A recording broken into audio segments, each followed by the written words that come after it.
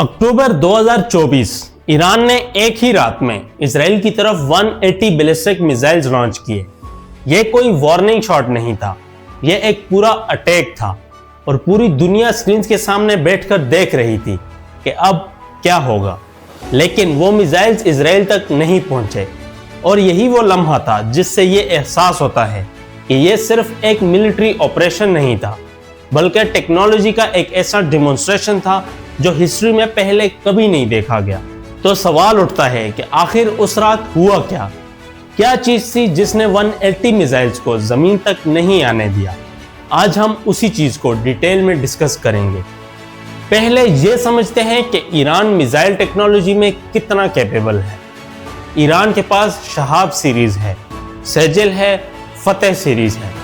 ये सिर्फ नाम नहीं है, ये वो मिसाइल्स हैं जिनकी रेंज 300 किलोमीटर से शुरू होकर 2000 किलोमीटर तक जाती है और इजराइल और ईरान के बीच का डिस्टेंस रफली 1600 किलोमीटर है। मतलब ईरान के मिसाइल्स बिना किसी रुकावट के इजराइल तक पहुंच सकते हैं। ये एक सीरियस थ्रेट है और इजराइल इस बात को बहुत अच्छी तरह जानता है। इसलिए इजराइल ने एक ऐसा सिस्टम बनाया है जो दुनिया में आज तक किसी ने नहीं बनाया और उस सिस्टम का नाम है आयरन डोम। अब समझते हैं कि ये काम कैसे करता है।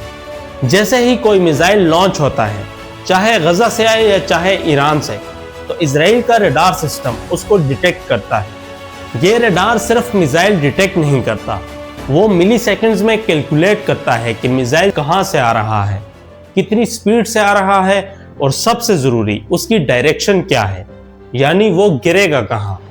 और ये लास्ट वाली चीज़ सबसे इंपॉर्टेंट है क्योंकि आयरन डोम हर मिसाइल को इंटरसेप्ट नहीं करता और ये एक ऐसी चीज़ है जो बहुत कम लोग जानते हैं।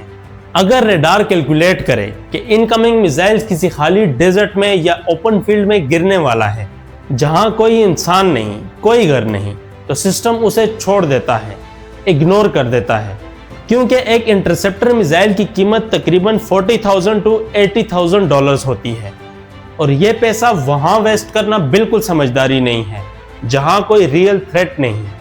लेकिन जब सिस्टम डिसाइड करता है कि मिसाइल डेंजरस है, कि वो किसी सिटी या किसी नेबरहुड को हिट करने वाला है, तब वो अपना इंटरसेप्टर मिसाइल फायर करता है जिसको तामीर मिसाइल कहते हैं। ये तामीर मिसाइल हवा में ही इनकमिंग मिसाइल को ट्रैक करता है और मिड एयर में उसे ब्लास्ट कर देता है और ये सब सिर्फ कुछ सेकंड्स में होता है। लेकिन ये सिर्फ आयरन डोम की बात नहीं है। इजराइल के पास एक नहीं 3 अलग अलग डिफेंस लेयर्स हैं। पहली लेयर है आयरन डोम जो short to medium range rockets handle करता है। दूसरी लेयर है डेविड स्लिंग जो medium to long range ballistic missiles के लिए डिजाइन किया गया है। और तीसरी सबसे advance layer Arrow missile system है जिसमें एरो 2 और एरो 3 शामिल हैं, जो उन मिसाइल्स को टारगेट करते हैं जो इतनी ज्यादा ऊंचाई से आ रहे होते हैं कि वो जमीन के नॉर्मल डिफेंस सिस्टम की रेंज से बाहर होते हैं, यानी बहुत ऊपर से आ रहे होते हैं। अब वापस आते हैं अक्टूबर 2024 पर। ईरान ने एक ही वक्त में तकरीबन 180 बैलिस्टिक मिसाइल्स लॉन्च किए। इजराइल का ये 3 लेयर डिफेंस सिस्टम अमेरिका और दूसरे एलाइज की सपोर्ट के साथ उनमें से अक्सर मिसाइल को इंटरसेप्ट करने में कामयाब रहा। यह वाकई एक हिस्टोरिक मोमेंट था।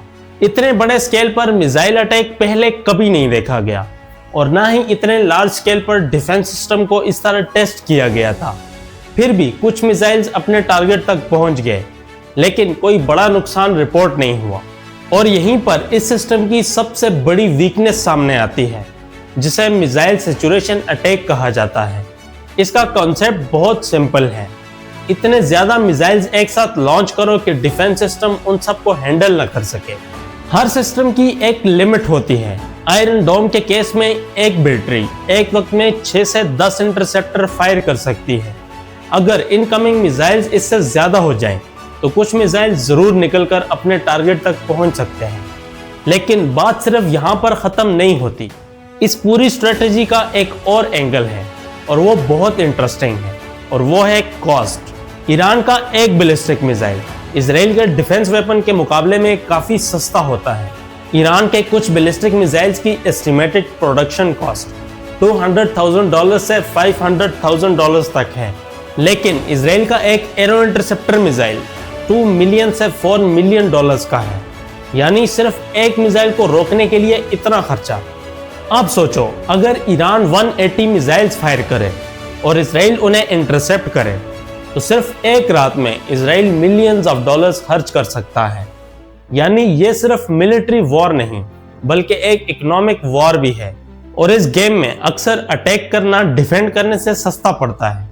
तो ये थी पूरी पिक्चर एक लेयर्ड डिफेंस सिस्टम की, जो टेक्नोलॉजी की पीक है, जो मिसाइल्स को हवा में ही खत्म कर देता है, जो सेकंड्स में फैसला करता है, जो लिटरली जिंदगियां बचाता है। लेकिन याद रहे, कोई भी सिस्टम चाहे जितना भी एडवांस्ड हो कभी 100% फुल प्रूफ नहीं होता। जैसे जैसे डिफेंस टेक्नोलॉजी तेजी से आगे बढ़ती है, अटैक टेक्नोलॉजी भी उसी रफ्तार से इवॉल्व होती है।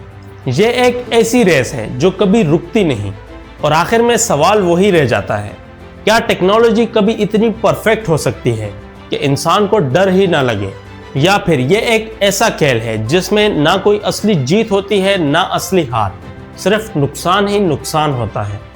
थैंक्स फॉर वॉचिंग, मिलते हैं नेक्स्ट एपिसोड में।